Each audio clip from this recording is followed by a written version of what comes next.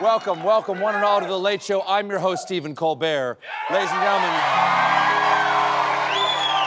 Well, there it is. Hard to believe it. We're already at the end of day 2 of the second Trump administration.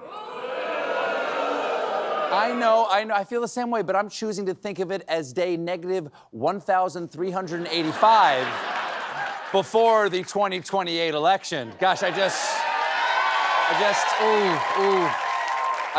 just hope we can flip Greenland blue. But here's the thing, my friends, in here, out there, it is so important for all of our mental health to pace ourselves, okay? Get some sleep, stay hydrated. And remember, not everything is gonna be about Donald Trump every single day, except today. So, strap in, buckle up, bear down, and grab a bite stick, because here we go. We sure needed a bite stick yesterday because Donald Trump was on TV from 8:43 a.m. when he shuffled into church to tell Jesus, "You're welcome," to his sleepy late-night slow dance at an inauguration party at 11:30 p.m. That means Trump was on TV for almost 15 straight hours because all he really wants to be is a TV star. He doesn't want to be president. He just wants us to be forced to watch him all the time. We could have avoided the second presidency if we just set him up on a panda cam. Yeah? Wow. He can teach them. He can teach the pandas how to, you know? Now, before the inaugural, you may remember Trump's last moment of must-see D.C. was the January 6th insurrection. Over the last 4 years, a lot of those people were arrested, they confessed, or were found guilty in the largest single federal investigation of all time. And it was a relief to know that there are still some ramifications for evil actions. Until yesterday, when Trump granted a sweeping pardon of the January 6th rioters. Yes, I know, but soon the insurrectionists will be home, where they can spend more time smearing poop on their families. Trump didn't just pardon the non-violent J6, the vape dads and flag shouters. This act of clemency was for all 1,500 accused and convicted rioters. He even let out the most violent offenders, like Oath Keeper militia leader Stuart Rhodes, seen here asking the crowd if anyone's seen one eyeball. Plus, more than 600 people accused of assaulting or impeding law enforcement officers with weapons that included hockey sticks, firecrackers, crutches, and broken wooden table legs. Clearly, it was a huge mistake to certify the 2020 election during an episode of Storage Wars. Thankfully, the insurrectionists that Trump pardoned yesterday have expressed remorse and promised to change their ways. Take, for example, the Q shaman, Jacob Chansley, who yesterday tweeted this contrite announcement: "I just got the news from my lawyer. I got a pardon, baby. Thank you, President Trump. Now I'm gonna buy some guns." Sounds like someone's off their heads. A nation healed. A nation healed. Trump spent most of yesterday signing roughly 200 executive actions. Now, not all of those will withstand legal challenges, which is good, because some of them are bad and the rest are terrible. For instance, Trump rescinded 78 of Biden's executive actions, including one lowering prescription drug costs. But that's the only thing that everybody likes. For my next order, I'm banning puppies, I'm outlawing fries for the table, and those tiny outfits that make your baby look like a pumpkin. Trump also repealed a ton of stuff, right? Yeah. For instance, he called for the U.S. to leave the World Health Organization. But do not you worry, health fans. The government will be able to get the latest medical recommendations from RFK's Ravens. Turns out the new protocol for treating tetanus is squawk, squawk, let us pick out your shiny eyes. Trump also issued an order for something he's been teasing for a long time, ending birthright citizenship in the United States, meaning the U.S. will no longer recognize the citizenship of children born in the U.S. to immigrants who lack legal status. But that's in the Constitution. It's in the 14th Amendment.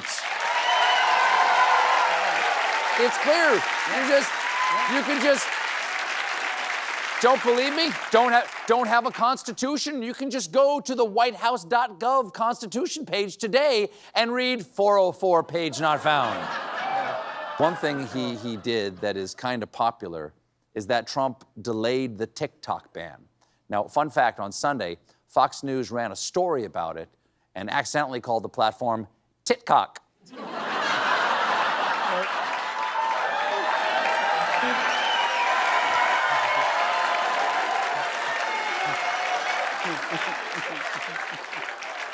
Don't worry, thanks to Trump, Titcock is still available, as are Pinterest, Faceboob, and Clitter. That last one.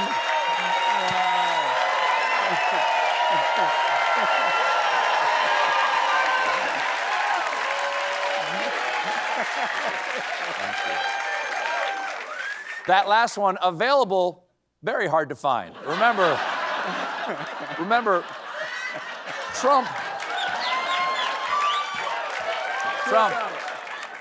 Trump doesn't want to be president. He wants to be a TV star. So he started signing these executive orders on camera at his rally at the Capital One Arena, and the crowd went wild. Accepting the military and a number of other excluded categories, again, until full control of the government is achieved and we understand the objectives of government going forward.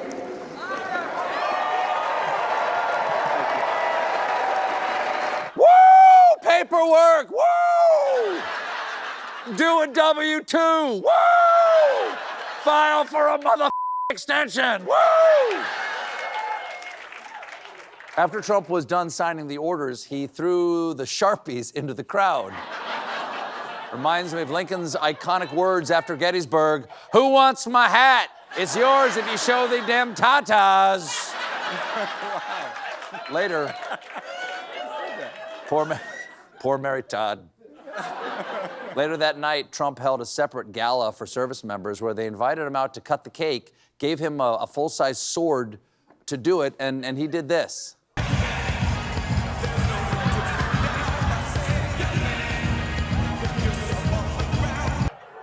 I feel so bad for these service members who had to stand there in uniform and watch that. Imagine years from now swapping war stories with their buddies.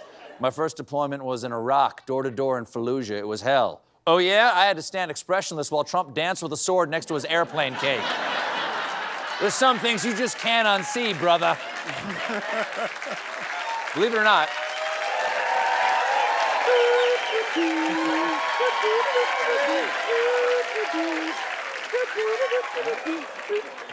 not, the president had yet another party where he invited the village people to sing, and while they played, the Trump family picked the most natural place to stand between the audience and the band, and the concert quickly went off the rails.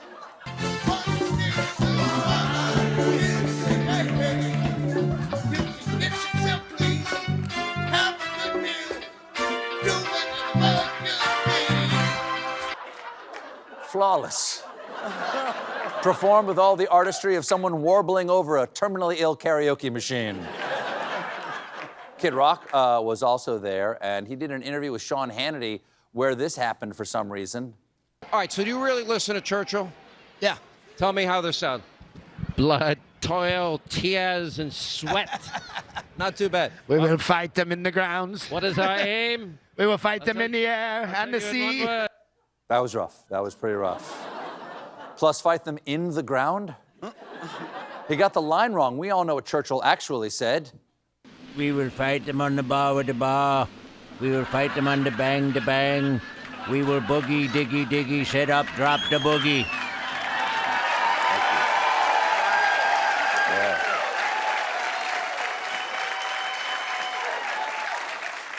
Before Trump took the stage at Capital One Arena last night, attendees got a speech from Elon Musk, who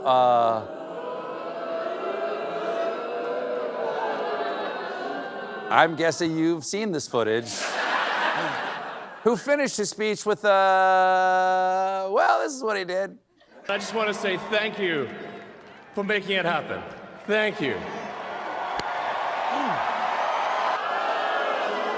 Wow. That sure looked like what it was. Now, I don't know if Musk intended to do a Nazi salute. He says he is not a Nazi. But what I do know is people who aren't Nazis know how to avoid doing a Nazi salute. Because, and this is very important, everyone knows, this is very important.